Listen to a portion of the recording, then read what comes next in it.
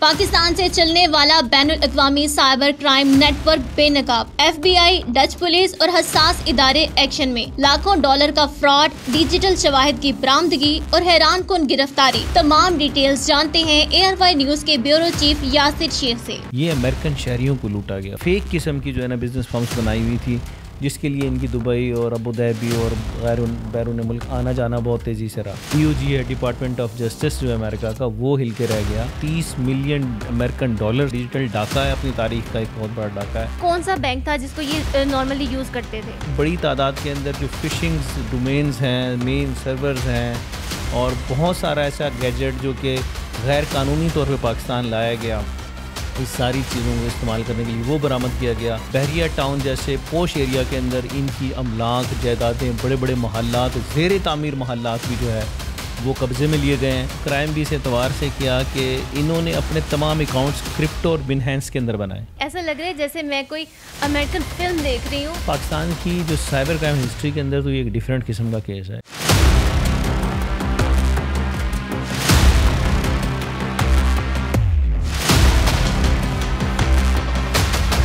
पाकिस्तान की अगर कह ली जाए और ख़ास करके साइबर क्राइम को लेके एक बहुत बड़ी एक वारदात थी, डिजिटल डकैती जिसे कह लें कि हम ये डिजिटल डकैती थी।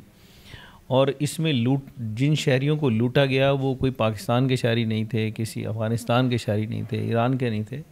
ये अमेरिकन शहरियों को लूटा गया और अमेरिकन मालियाती इदारों को लूटा गया। ये वाक़या कुछ इस तरीके से है कि अमेरिका के डिपार्टमेंट ऑफ जस्टिस ने जो है वो एक अपनी कंप्लेंट लॉग की वेबसाइट के ऊपर, जिसमें उन्होंने इनिशिएट किया कि 2022 से मुसलसल अमेरिकन शहरियों को और अमेरिकन मालियाती इदारों को के साथ स्कैम्स और फ्रॉड और उनके अकाउंट्स हैक करने का सिलसिला जारी है। तो इस एतबार से अमेरिकन जो FBI है, जो उनकी एजेंसी FBI है, और डच पुलिस ने जो है वो इनिशिएट किया इस मामले को। तो उन्हें कोई इस किस्म के शवाहिद मिले कि ये नेटवर्क जो है पाकिस्तान से ऑपरेट कर रहा है।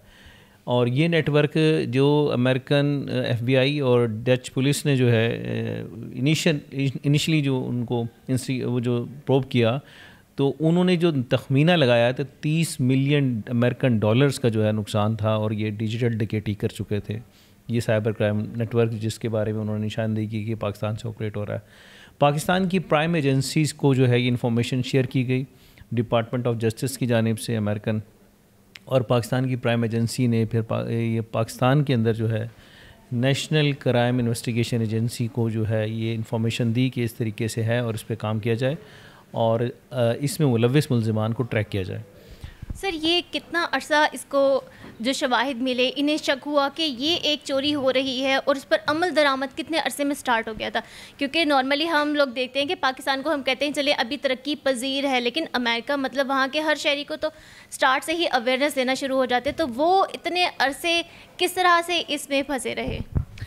देखिए कि इसमें कोई दो राय नहीं फ़िज़ा के अमेरिकन्स का हमेशा से क्लेम रहा है कि उनके बड़े सिक्योर सॉफ्टवेयर्स हैं, उनके जो मालियाती निज़ाम हैं और उनकी जो जितनी भी इस सिलसिले में जो वो टेक्नोलॉजीज़ इस्तेमाल कर रहे हैं, डिजिटल डाटा जो इस्तेमाल कर रहे हैं, वो इंतहाई सिक्योर है। और साथ ही अब देख लीजिए कि ये अमेरिकन शहरी दुनिया की अपडेटेड कौम के तौर पे ख़ुद को मतलब ये क्लेम करते हैं। ये वारदात उनके साथ हुई तो वो ख़ुद चकरा के रह गए। जो इनका FBI डिपार्टमेंट है और इनकी जो department of justice of America है, वो चकरा के रह गए कि ये कैसे हुआ।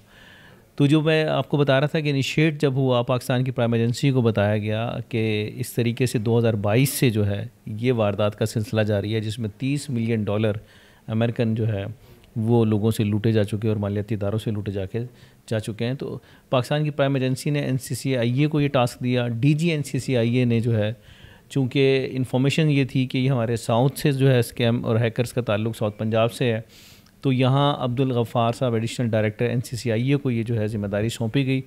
उन्होंने 1 माह लगा, पूरा 1 माह का दौरानिया है कि जिसमें उन्होंने अनथक मेहनत की, दिन रात उन्होंने कोशिश की, और बिल आखिर उस पूरे नेटवर्क को, जिसकी अब तक जो इन्फॉर्मेशन है कि वो 31 रुकनी गिरोह है और ये बहुत ज़बरदस्त किस्म का ब्रेन है। 31 रुकनी जो है IT ब्रेन है। अनफॉर्चुनेटली जो मिसलीड और मिसगाइड हुआ और जो जिसने नेगेटिव मीन्स इस्तेमाल किए और इस तरीके से पाकिस्तान की भी बदनामी का सबब बने और अपने लिए भी तो मसाइल डेफिनेटली एक बहुत बड़ा इनके लिए एक सिचुएशंस डेवलप होने के लिए जा रही हैं। इस तनाजुर में जब NCCIE मुल्तान को जब ये टास्क मिला तो जो मरकज़ी मुलजिम जो है वो रमीज़ जो है शहजाद नामी प्रोब हुआ और सेकंड टू कमांड जो है मोहसिन जावेद जो कि साइम के नाम से मशहूर है वो, और हसनैन रज़ा, ये 3 मेन कल्पर्ट्स हैं इस। अच्छा सर, ये जो आपने नाम लिए हैं तो इनकी एजेस कितनी हैं, मतलब इस पूरे गैंग में कितने एज के जो लोग नौजवान हैं वो शामिल हैं?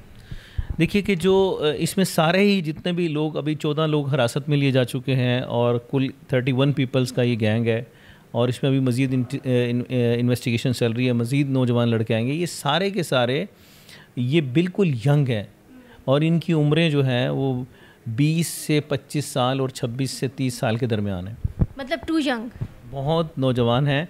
और ज़ाहिर बात है कि IT से वाबस्ता हैं। ये ज़ाहिर बात है कि मेरी और आपकी तरह तो हो नहीं सकते कि जो मतलब है कि जिनको समझ ना हो IT की और वो ये फ्रॉड कर लें। डिजिटल डाका है, अपनी तारीख़ का एक बहुत बड़ा डाका है।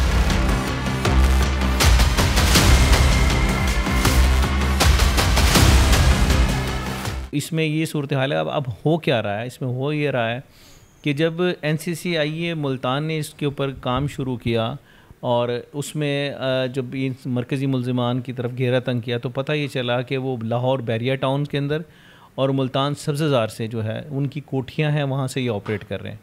तो वहाँ से बड़ी तादाद के अंदर जो फ़िशिंग्स डोमेन्स हैं, मेन सर्वर्स हैं और बहुत सारा ऐसा गैजेट जो कि गैर कानूनी तौर पे पाकिस्तान लाया गया, इस सारी चीज़ों को इस्तेमाल करने के लिए वो बरामद किया गया। और सबसे हैरान कुन बात है कि बहरिया टाउन जैसे पोश एरिया के अंदर इनकी अमलाक, जायदादें, बड़े बड़े महल्लात, ज़ेर तामीर महल्लात भी जो है वो कब्ज़े में लिए गए हैं और बड़ी जो है मतलब यूनिक किस्म की जो पूरे का पूरा यार्ड था गाड़ियों का वो कब्ज़े में लिया गया है। तो कहने का मकसद ज़ाहिर बात है कि इस सारी सूरत हाल में वो ब्लैक मनी उन्होंने फिर एक और काम किया फ़िज़ा कि वो ब्लैक मनी को वाइट करने के लिए इन्होंने फ़ेक बिज़नेस फर्म्स बनाई जो कि UAE के अंदर रजिस्टर की और दूसरे ममालिक में की कि ये लोगों को ये बता सकें कि हमारा बैरून मुल्क जो है कारोबार, हमारा असल सोर्स यहाँ से हम हासिल करें, किसी को शक ना हो जी। तो इसी तनाजुर में जो है वो फेक कंपनियां भी प्रोब की जा चुकी हैं और इनका जब आप नॉर्मली अपने बैंक अकाउंट्स के ज़रिए पैसा ला रहे होते हैं तो डेफिनेटली बैंक्स के लेवल जो है कॉन्शियस लेवल बूस्ट करते हैं कि इनकी इतनी। सर कौन सा बैंक था जिसको ये नॉर्मली यूज़ करते थे या अलग अलग थे? फ़िज़ा ये चूँकि बहुत डिजिटल बच्चे हैं, इन्होंने जो क्राइम किया, क्राइम भी इस एतवार से किया कि इन्होंने अपने तमाम अकाउंट्स क्रिप्टो और बिनहैंस के अंदर बनाए। इन्होंने पाकिस्तानी PKR में या डॉलर्स अकाउंट या हमारे आम जनरल कमर्शियल बैंकों में अकाउंट्स नहीं बनाए और इनकी सारी जो पैसा था, ये लूटा हुआ पैसा था, वो कंबोडिया और मलेशिया के ज़रिए पाकिस्तान लाया जा रहा था और वो क्रिप्टो अकाउंट्स के अंदर आ रहा था। सर इनकी ये तमाम बातें जो आप बता रहे हैं, ये ऐसा लग रहा है जैसे मैं कोई अमेरिकन फ़िल्म देख रही हूँ, उसमें ये सारा कुछ दिखाया जाता है, मतलब कोई पीछे निशान नहीं छोड़ा जा रहा। जी देखिए कि डेफिनेटली आप जितना भी इसमें सिक्योरेंसी को पहलू कर लो, आखिर वो जो कहते हैं ना कि चोर की माँ कब तक खैर मनाएगी, बिल आखिर उसने छुरी के निशाना होता है। तो ये इस वक्त इनका बैड टाइम स्टार्ट हुआ है और इसमें जो अभी तक इनका एक हाई लेवल की एक इन्वेस्टिगेशन टीम डेवलप कर ली गई है। 7 रुकनी टीम जो है DG NCCIE ने बनाई है जो कि इस सारी सूरत हाल की तहकीकात कर रही है, मज़ीद रिफ़ाइन कर रही है चीज़ों को। मुसलसल छापे मारे जा रहे हैं। ये रमीज़, मोहसिन जावेद और ये जो अब तक की इतलात है जिस वक्त हम बात कर रहे हैं, ये अभी तक पुलिस की दस्तरस में नहीं आ सके, एजेंसियों की दस्तरस में नहीं आ सके, ये मफरूर हैं। इस नेटवर्क से जुड़े बहुत सारे और भी लोग जो है सामने आएंगे और जो आलमी तौर पे पाकिस्तान की बदनामी का सबब बन रहा था ये सिलसिला, ये बंद होगा इंशाअल्लाह अज़ीज़। अच्छा सर, ये जो चोरियां थी ये सिर्फ अमेरिका में ही जा रही थी या पाकिस्तान के लोग भी इसका शिकार बन रहे थे? देखिए कि इन्होंने तो ज़ाहिर बात है कि जब वो इतना स्विफ्टली अपने टारगेट्स को अचीव कर रहे थे और जो डॉलर्स को अचीव कर रहे हैं तो वो रुपयों में वारदात क्यों करेंगे। और पाकिस्तानी मफलूकुल हाल हैं, वैसे ही मतलब उनके पास बेचारों के पास कुछ नहीं होता तो 150, 2000, 5000, 5 लाख की वारदात करने का कोई फ़ायदा नहीं। तो इन्होंने अपनी जो जिनरस जो अपनी जीनियसपन था उसका जो इस्तेमाल है, वो टारगेट जो एरिया सेट किया वो इनके एतबार से बिल्कुल ठीक था कि मतलब बड़ा माल आएगा। $30 मिलियन की अमाउंट कोई छोटी अमाउंट नहीं है। अच्छा सर, अब ये सिर्फ पाकिस्तान में ही हल कर लिया जाएगा क्योंकि ये चोरी तो बाहर हुई, तो वहाँ से ही पहली जो निशानदही की गई, सारा कुछ वहाँ से हुआ, तो क्या ये केस वहाँ पर भी कन्वर्ट हो जाएगा? देखिए, इसमें मेरे ख्याल में लीगल ओपिनियन तो मैं कोई फ्लोट नहीं कर सकूँगा। ज़ाहिर बात है कि मैं कानून को इतने तरीके से जानता नहीं हूँ। बहरहाल पाकिस्तान के जो कानून के मुताबिक इनके ऊपर FIR दर्ज की जा चुकी हैं और बड़ी मैंने उनकी दफ़ात पढ़ी और फिर उनकी सज़ाएँ पढ़ी। सर कितनी दफ़ात हैं? इनके ऊपर कोई तकरीबन एक मतलब 16 किस्म की दफ़ात लगाई गई हैं, जिसमें बड़े हीनियस क्राइम भी शामिल किए गए हैं। और इटसेल्फ ज़ाहिर बात है पूरी दुनिया के अंदर साइबर क्राइम के ऊपर ख़ासा फोकस है। अब नया जो दौर है वो ज़ाहिर बात है साइबर क्राइम्स का ही दौर है, तो उसको रोकने के लिए कवानीन सख्त हैं। तो आपके यहाँ पाकिस्तान में भी कवानीन उसी इंटरनेशनल स्टैंडर्ड के मुताबिक बनाए गए हैं। तो बहुत सख्त एक सिचुएशंस हैं जो इनको फेस करनी पड़ेंगी, और मैं उम्मीद करता हूँ कि अल्लाह करेगा कि इनके कम अज़ कम इनको कैफ़रे किरदार तक पहुँचा के कई आने वाली नौजवान नस्ल को आप बेराह रवी से बचा सकेंगे, एक नविश्ता दीवार बना सकेंगे, कि आप एक तहरीर दीवार के ऊपर टांग सकेंगे कि देखें कि अगर आप इस किस्म के क्राइम्स में मुलविस पाए गए तो फिर आपके साथ जो होना है वो तारीख़ी होना है। जो वारदात इन्होंने डिजिटल डाका मारा है, तो इनका अंजाम भी डिजिटल डाके की तरह ही जो है खौफनाक होना चाहिए।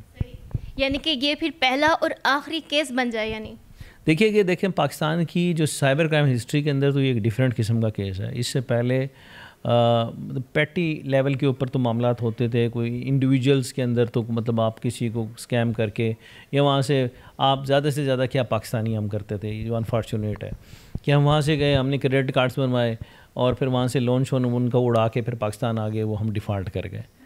तो ये वाले तो क्राइम्स अनफॉर्चुनेटली हम सऊदी और दुबई में हम सुनते भी हैं और देखते भी हैं कि पाकिस्तानी करते थे।